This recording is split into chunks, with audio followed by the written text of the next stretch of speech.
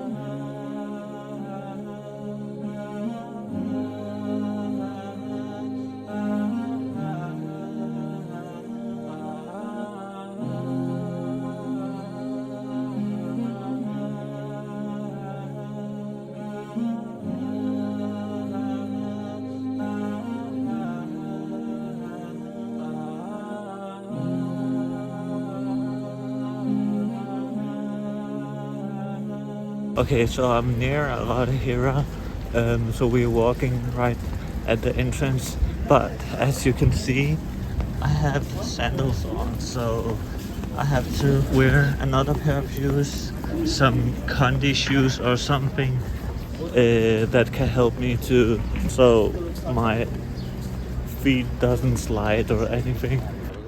Now it's better. Let's go.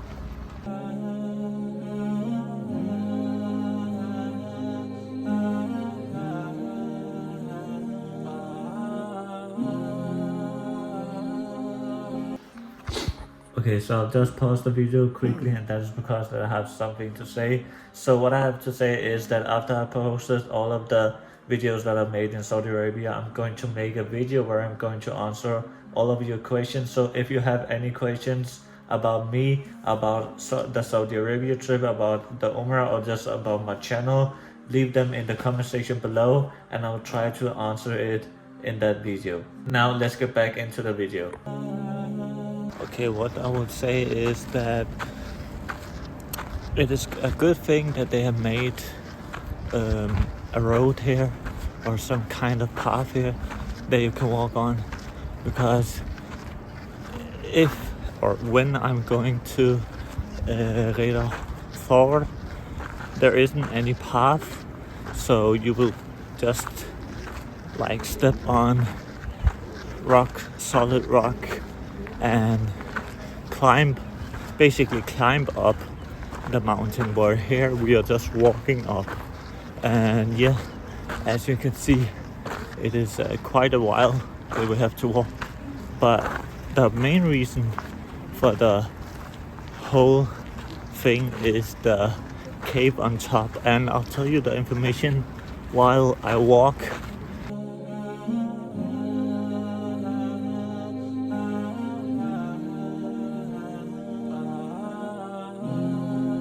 Now we're walking here, and I would say that it is a good thing that we have chosen to walk up like in the morning. We have just prayed Fajr prayer at the hotel, and then we came straight here, and that's because that the weather is quite nice right now, where if you would want to go in the day, it would be like 30 or 40 degrees Celsius and very hot, and then you also have to climb up, and there isn't like any stores, only at the bottom.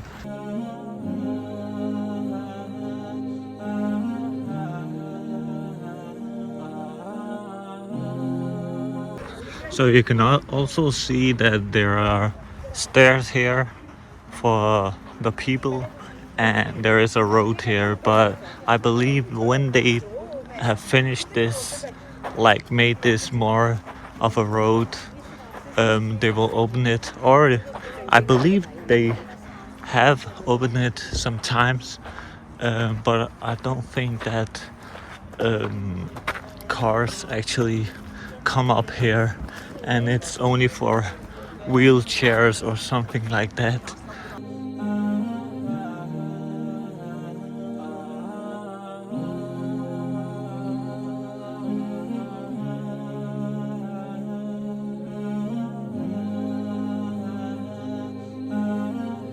Okay, so if you, after 5 or 10 minutes, this is the progress I've made. Came all the way from there and took the stairs, and actually I think the stairs are harder than the normal path because you have to take every energy for one step.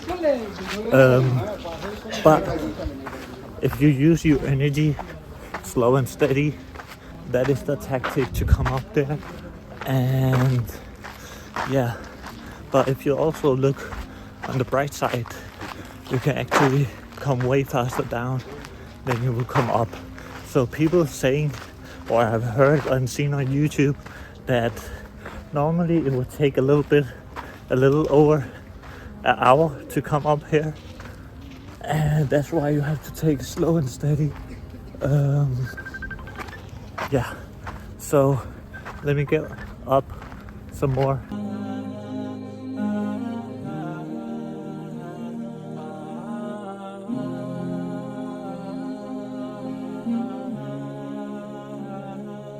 Now, in the meantime, while I walk up, let me tell you about the history and the Islamic history for this location. So this location is actually has a main reason, and the main reason is the cave all the way above this mountain is actually the Islamic attraction.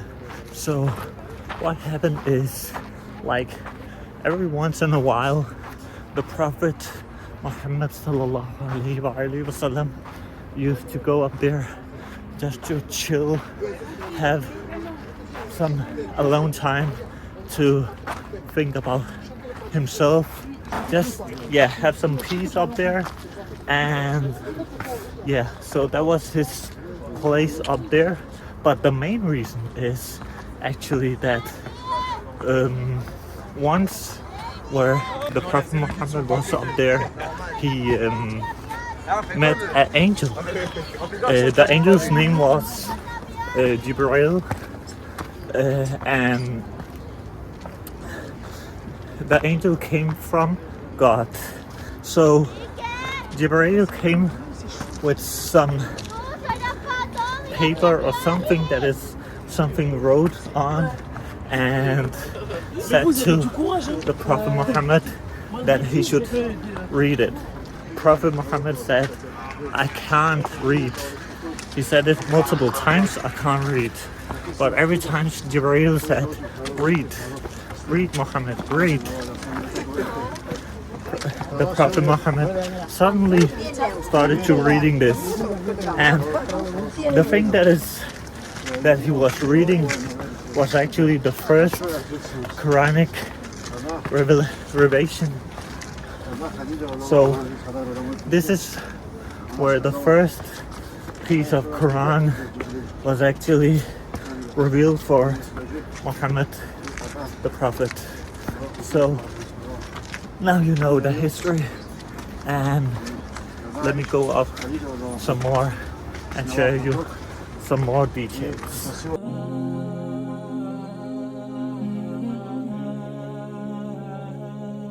Also, one thing that is beautiful when you come up is the view that you get. For a lot of the Mecca that we are in, I mean, you can see the clocks over here, you can see the towers where the Al-Haram Mosque is, and then just have a beautiful view with the mountains in the back.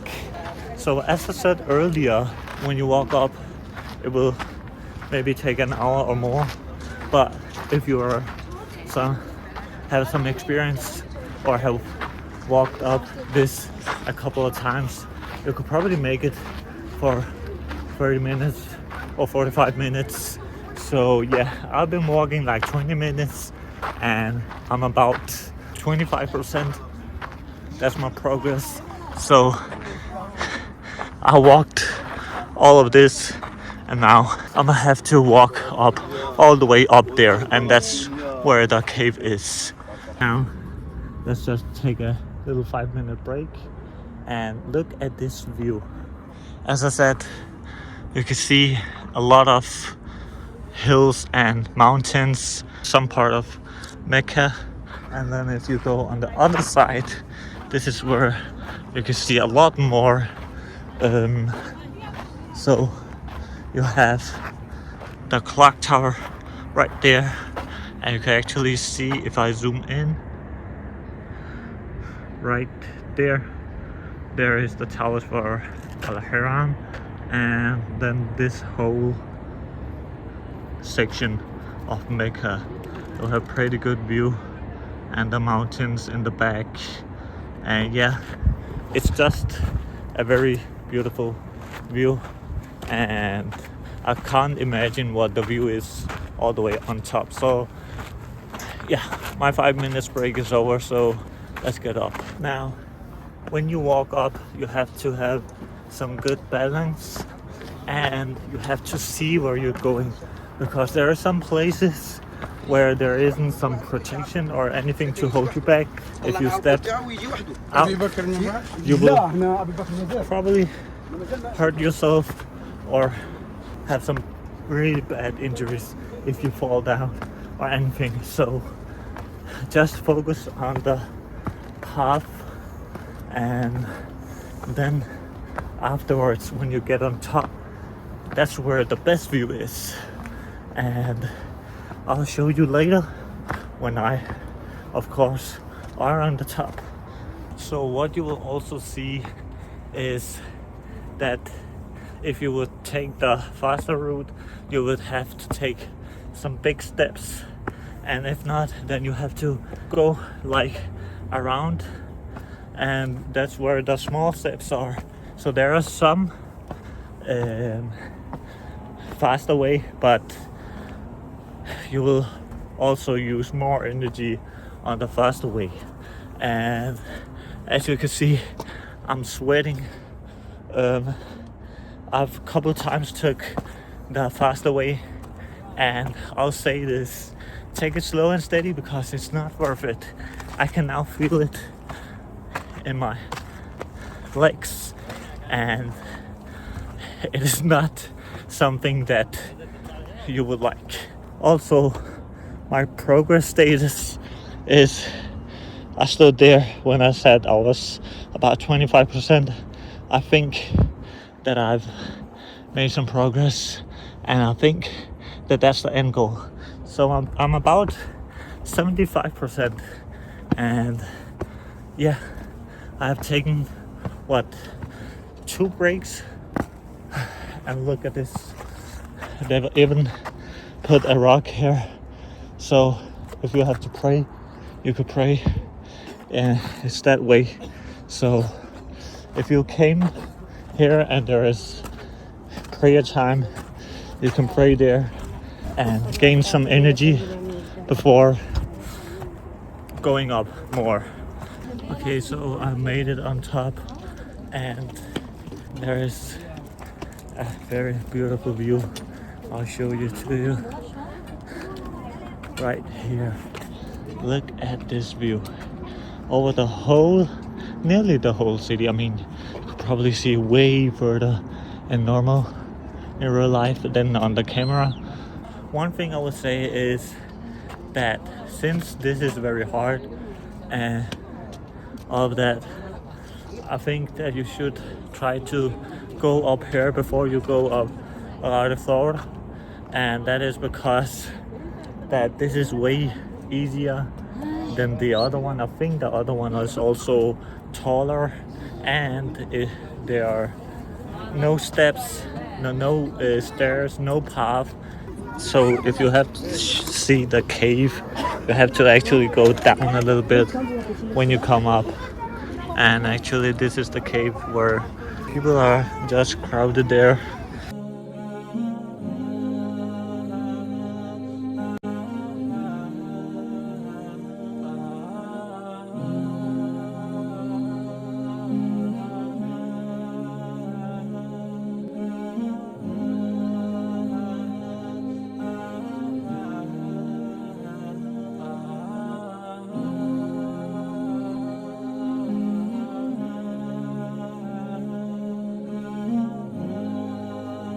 And actually one more thing is that I said something earlier in this video that is actually not wrong, but wrong estimate, and that is the time when you come up here, and it will take around 30 minutes if you are just keep going.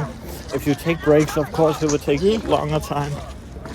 Yeah, so also one more thing is, as I said earlier, make sure you take water with you. Make sure that people is around you, and make sure if you're old or something, then make sure have one person with you that can hold you, because there is some big steps, and we actually experienced right now that there was someone that were nearly going to fall. They slipped, so it is also very important to take somebody with you if you're old. Now, one bright side of the journey downwards is that it is not hard. You just have to walk down. You don't take a lot of energy. So here you have a person that sells stuff, and that's what I said, that there is some persons or some people that come up here with a lot of water. You can actually see here, comes up with a whole tank of water, and they just come up here, all the way up here, and sell those. And it's not about like that they are selling those because you kind of need it. If you have taken like water with you, and by the time you come up here it is already like warm, you can actually buy them for a fair price, for 2 reals, Saudi reals. And I mean, that's what we bought for. If you come up here and forgot water or anything, or just want some rehydration, you can always find somebody that is selling. Like here, where somebody is selling lemonade or something. And make sure, if you want to go up here, try to plan it like and schedule it so it won't be like very hot.